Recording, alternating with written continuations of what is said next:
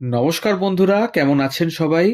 গল্প যেখানে সত্যি চ্যানেলের আরো একটি নতুন গল্পে আবারও আপনাদের সকলকে স্বাগত জানাই। আজ বলবো এক পরোপকারী মানুষের গল্প। হ্যাঁ, পরোপকারী। আপদ বিপদে ঝাঁপিয়ে পড়া এক পরোপকারী মানুষ এবং পরবর্তীতে যিনি চলচ্চিত্র জগতেও খ্যাতি অর্জন করেছিলেন সেরকম একজন মানুষ। আমরা আজকে বলবো জহর গঙ্গোপাধ্যায়ের গল্প। ছোট থেকেই পরোপকার তার ব্রত।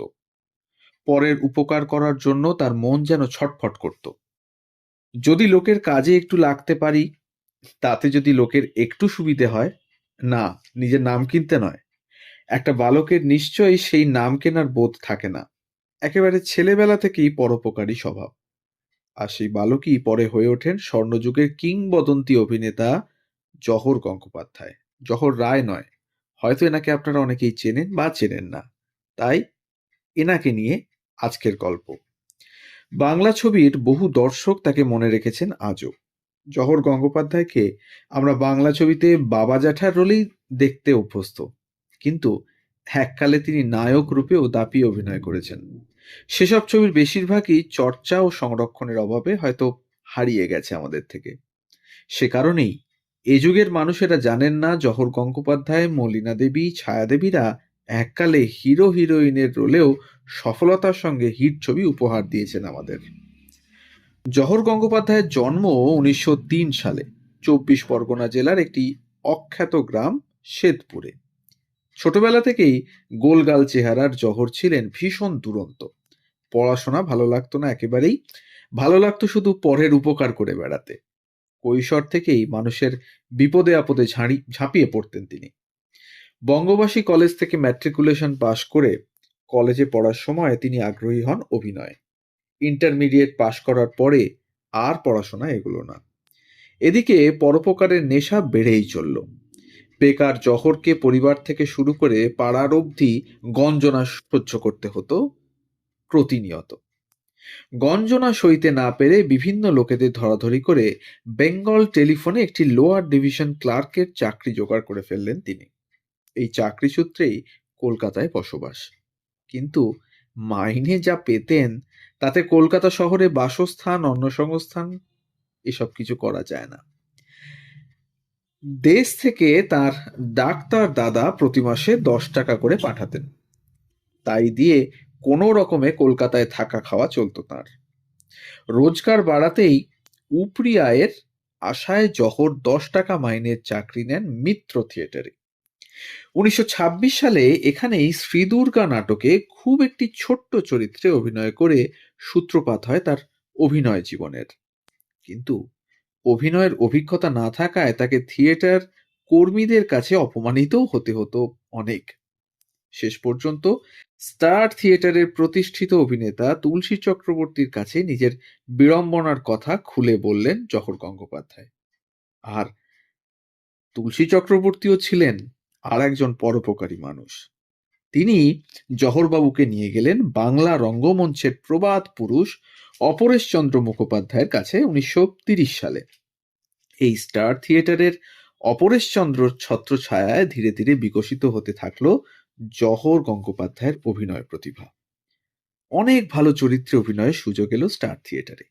তার প্রথম জনপ্রিয়তা এলো রবীন্দ্রনাথ মৈত্রের মানময়ী গার্লস স্কুল নাটকে অভিনয় করে। এরপরে একের পর এক মঞ্চ কাঁপানো নাটকে অভিনয় করে ছড়িয়ে পড়ল তার নাম। অর্থ, খ্যাতি, সম্মান সবই আসতে লাগলো আস্তে আস্তে। স্টার থিয়েটার ছাড়াও রংমহল, শ্রীরঙ্গম, নাট্যনিকেতন, মিনার্ভা, কাশী বিশ্বনাথ মঞ্চ, বিশ্বরূপা, নাট্যভারতী সহ সমস্ত থিয়েটারে নানা চরিত্রে অভিনয় করেছেন জহর গঙ্গোপাধ্যায়। তার অভিনীত উল্লেখযোগ্য কয়েকটি নাটকের নাম হল মিশর কুমারী, তটিনীর বিচার, দুই পুরুষ, রামের সুমতি, শাহজাহান, রাষ্ট্রবিপ্লব, গিরিশচন্দ্র, অ্যান্টনি কবিয়াল, মন্ত্রশক্তি, শ্যামলী, মাটির ঘর প্রভৃতি। জহরবাবুর শেষ মঞ্চাভিনয় নটি বিনোদিনী নাটকে। নাটকের পাশাপাশি চলচ্চিত্রেও জহর গঙ্গোপাধ্যায় বড় নাম হয়ে উঠলেন ততদিনে। 1931 সালে জহরের প্রথম ফিল্মে অভিনয় নির্বাক ছবি গীতাতে। এরপর এলো সবাক ছবির যুগ। 1934 সালে সবাক ছবি চাঁদ সদাগরের ছোট্ট একটি ভূমিকায় অভিনয় করলেন জহর গঙ্গোপাধ্যায়। সে বছরই তুলসীদাস ছবিতে বড় চরিত্র পান তিনি, কিন্তু সেসব ছবিতে তার নাম হয়নি। অবাক করা সমাপতন হলো। মঞ্চের মতোই জহর গঙ্গোপাধ্যায়ের সিনেমায় খ্যাতি এলো কোন সিনেমা করে জানেন? সেই মানময়ী গার্লস স্কুল ছবিতে অভিনয় দিয়ে। আর এই ছবিতে নায়ক জহর এবং তার বিপরীতে নায়িকা বাংলা ছবির প্রথম গ্ল্যামার গার্ল কাননবালা, অর্থাৎ কানন দেবী। জহর কানন জুটি নিয়ে এত উন্মাদনা হলো যে হলে হলে পর্দায় তাদের ছুঁতে দর্শকদের ভিড় লেগে যেত প্রায়। পরবর্তীকালে 1958 সালে উত্তম কুমার এবং অরুন্ধতী দেবী নিয়ে রিমেক হয় এই মানময়ী গার্লস স্কুল। সেই ছবিতেও চরিত্রাভিনেতার রোলে অভিনয় করেন জহর গঙ্গোপাধ্যায়। ফণী বর্মা পরিচালিত জনক নন্দিনী ছবিটি মুক্তি পেয়েছিল 1939 সালের 29শে জানুয়ারি রূপবাণী প্রেক্ষাগৃহে। তাতে রাবণের ভূমিকায় দুরন্ত অভিনয় করেন জহর গঙ্গোপাধ্যায়। উত্তম সুচিত্রা জুটির প্রচুর ছবিতে বাবার রোলেও দেখা মেলে জহর গঙ্গোপাধ্যায়ের। সুচিত্রা সেন তার প্রথম রিলিজ ছবি 7 নম্বর কয়েদি থেকেই জহর গঙ্গোপাধ্যায়ের সঙ্গে অভিনয় করেছেন।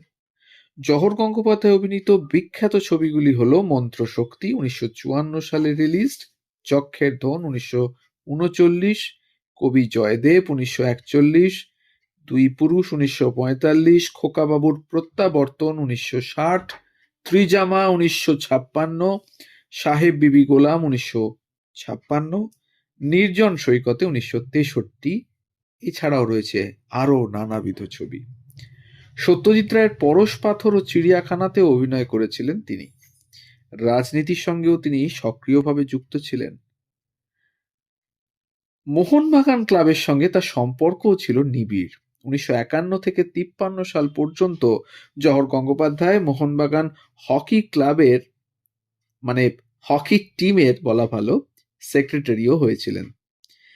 খেলার মাঠ আর টালিগঞ্জ স্টুডিও পাড়া মিলিয়ে অনেক খেলার ম্যাচ থেকে উৎসবের আয়োজন করেছেন জহরবাবু।